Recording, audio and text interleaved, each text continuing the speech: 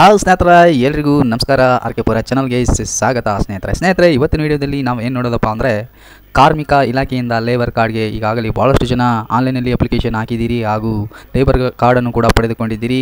ಅದರ ಸೌಲಭ್ಯನೂ ಕೂಡ ನಿಮಗೆ ಈಗಾಗಲೇ ಗೊತ್ತಿದೆ.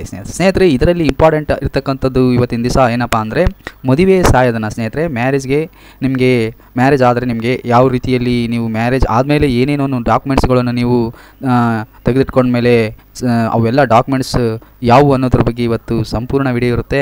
ದಯವಿಟ್ಟು ಸ್ನೇಹಿತರೆ ಸ್ಕಿಪ್ ಮಾಡದೆ ವಿಡಿಯೋನು ಪೂರ್ತಿಯಾಗಿ ನೋಡಿ. ಸ್ನೇಹಿತರೆ ಬನ್ನಿ. ಸ್ನೇಹಿತರೆ ಮೊದಲನೇದಾಗಿ ನಾವು ಈ ವೆಬ್ಸೈಟನ್ನು ಓಪನ್ ಮಾಡಬೇಕಪ್ಪ ಅಂದರೆ KBOCWWB ಅಂತ ಕ್ಲಿಕ್ ಮಾಡಬೇಕಾಗುತ್ತೆ. ಸ್ನೇಹಿತರೆ, ಈ ಥರ ಕ್ಲಿಕ್ ಮಾಡಿದಾಗ ನಮಗೆ ಈ ಥರ ಲೇಬರ್ ಕಾರ್ಡ್ ಅಂದರೆ ಕರ್ನಾಟಕ ಸರ್ಕಾರ ಅಂತ ಇರುತ್ತಲ್ಲ, ಇದ್ರ ಮೇಲೆ ಕ್ಲಿಕ್ ಮಾಡಬೇಕಾಗುತ್ತೆ. ಸ್ನೇಹಿತರೆ, ಈ ಥರ ಕ್ಲಿಕ್ ಮಾಡಿದಾಗ ನಮಗೆ ಈ ಥರ ಪೇಜ್ ಓಪನ್ ಆಗುತ್ತೆ. ಈ ಪೇಜ್ ಮೇಲೆ ಈ ಥರ ಕ್ಲಿಕ್ ಮಾಡಿ.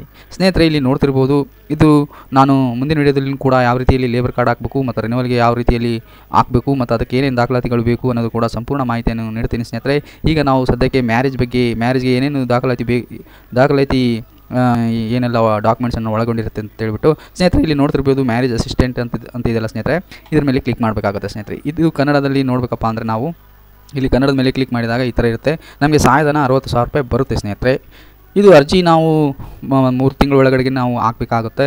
ಸೊ ಹಾಗಾಗಿ ಯಾರೆಲ್ಲ ನೀವು ಕಾರ್ಮಿಕರಿದ್ದೀರಿ ಅಥವಾ ಲೇಬರ್ ಕಾರ್ಡ್ನ ಫಲಾನುಭವಿಗಳಾಗಿದ್ದೀರಿ ಅಂಥವ್ರು ಕೂಡ ಸಹಾಯಧನವನ್ನು ತೆಗೆದುಕೊಳ್ಬೋದು. ಸ್ನೇಹಿತರೆ, ಲೇಬರ್ ಕಾರ್ಡ್ಗೆ ಸುಮಾರು ಒಂದು 10 ಮೇಲೇ ಸೌಲಭ್ಯಗಳಿವೆ. ಸ್ನೇಹಿತರೆ, ನೀವು ಯಾರೆಲ್ಲ ಲೇಬರ್ ಕಾರ್ಡ್ ಹಾಕಿದ್ದೀರಿ ದಯವಿಟ್ಟು ನೀವು ಈ ಸೌಲಭ್ಯವನ್ನು ಪಡೆದುಕೊಳ್ಳಿ. ಒಂದು ವೇಳೆ ನಿಮಗೆ ಏನೇ ಡೌಟ್ಸ್ ಇದ್ದರೆ ನನಗೆ ಕಾಮೆಂಟ್ಸ್ ಮುಖಾಂತರ ತಿಳಿಸಿ. ಸ್ನೇಹಿತರೆ, ನಾವು ಇದ್ರ ಮೇಲೇ ವರ್ಕ್ ಮಾಡ್ತಾ ಇದ್ದೀವಿ. ನೀವು ಬೇಕಾದರೆ ನಾವು ನಿಮಗೆ ಉತ್ತರ ಅಥವಾ ನಿಮಗೆ ಮಾಹಿತಿಯನ್ನು ಒದಗಿಸಿಕೊಡ್ತೇವೆ. ಸ್ನೇಹಿತರೆ ನೋಡ್ತಿರ್ಬೋದು, ಇದೆಲ್ಲ ಇರುತ್ತೆ.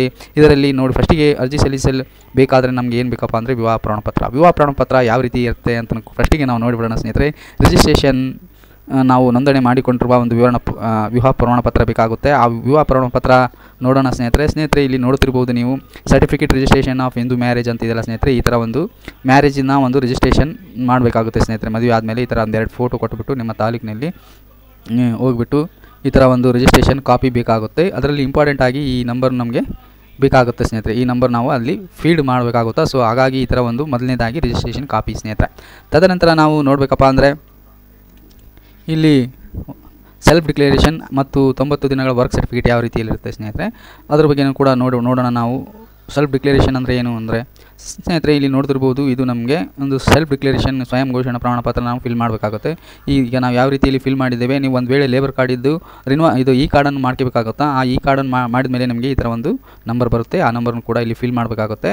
ಅದೇ ರೀತಿಯಾಗಿ ಇಲ್ಲಿ 90 ಡೇಸ್ ವರ್ಕ್ ರಿಪೋರ್ಟನ್ನು ಕೂಡ ಇಲ್ಲಿ ಇರುತ್ತೆ. 90 ದಿನಗಳ 12 ತಿಂಗಳಲ್ಲಿ 90 ದಿನಗಳ ಕಾಲ ಕೆಲಸ ಮಾಡಿದ ವಿವರ ಅಂತ ಇರುತ್ತೆ. ಸ್ನೇಹಿತರೆ, ಈ ಥರ ನೋಡ್ತಿರ್ಬೋದು, ಇಲ್ಲೆಲ್ಲ ಸಂಪೂರ್ಣ ತುಂಬಿರ್ತಕ್ಕಂಥ ಒಂದು ಫಾರ್ಮೆಟ್ ಆಗಿದೆ. ಸ್ನೇಹಿತರೆ, ಇಲ್ಲಿ ಈ ರೀತಿಯಾಗಿ ನೀವು ಕೂಡ ಫಿಲ್ ಮಾಡಿ ಅವ್ರದ್ದು ಸಿಗ್ನೇಚರ್ ತೊಗೊಂಡು ಒಂದು ಇಬ್ಬರದ್ದು ಇಲ್ಲಿ ಫೋನ್ ನಂಬರ್ ಹಾಕಬೇಕಾಗುತ್ತೆ. ಸ್ನೇಹಿತರೆ, ಅದೇ ರೀತಿಯಾಗಿ ನೆಕ್ಸ್ಟ್ ಏನಪ್ಪ ಅಂದರೆ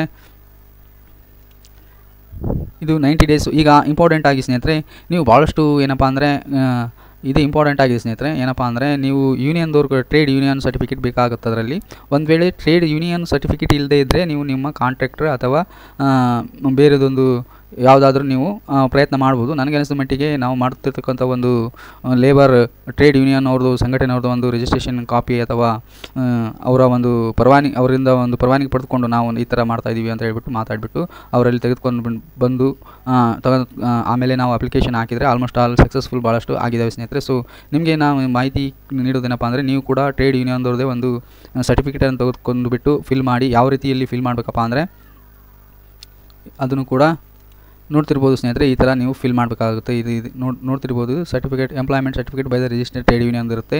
ಇಲ್ಲಿ ಎಲ್ಲ ಟ್ರೇಡ್ ಯೂನಿಯನ್ದು ಹೆಸರು ಡೀಟೇಲ್ಸ್ ಇರುತ್ತೆ. ಸ್ನೇಹಿತರೆ, ಅದೇ ರೀತಿ ನಾವು ಇಲ್ಲಿ ಫಿಲ್ ಮಾಡಬೇಕಾಗುತ್ತಾ.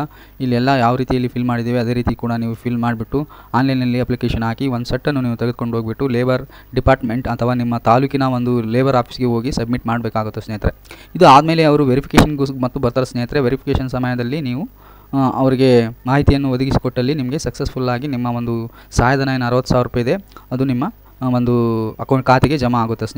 ಸ್ನೇಹಿತರೆ ಈ ಥರ ಇರುತ್ತೆ. ನೀವು ಯಾರೆಲ್ಲ ನಿಮ್ಮ ಮದುವೆ ಸಹಾಯಧನಕ್ಕೆ ಅಪ್ಲಿಕೇಶನ್ ಹಾಕ್ತಾಯಿದ್ದೀರಿ, ಇವೆಲ್ಲ ಒಂದು ಡಾಕ್ಯುಮೆಂಟ್ಸನ್ನು ನೀವು ರೆಡಿ ಮಾಡಿ ನೀವು ಆನ್ಲೈನಲ್ಲಿ ಅಪ್ಲಿಕೇಶನನ್ನು ಹಾಕ್ಬೋದು. ಸ್ನೇಹಿತರೆ, ಇಷ್ಟೇ ಇರುತ್ತೆ ಸ್ನೇಹಿತರೆ. ಸಹಾಯಧನವನ್ನು ಕೂಡ ನೀವು ಪಡ್ಕೋಬಹುದು. ನಿಮಗೆ ಯಾವುದಾದ್ರೂ ಒಂದು ತೊಂದರೆಗಳು ಅಥವಾ ಡೌಟ್ಸ್ ಇದ್ದರೆ ನನಗೆ ಕಾಮೆಂಟ್ ಮುಖಾಂತರ ತಿಳಿಸಿ ಅಂತ ಹೇಳ್ತೀನಿ ಸ್ನೇಹಿತರೆ.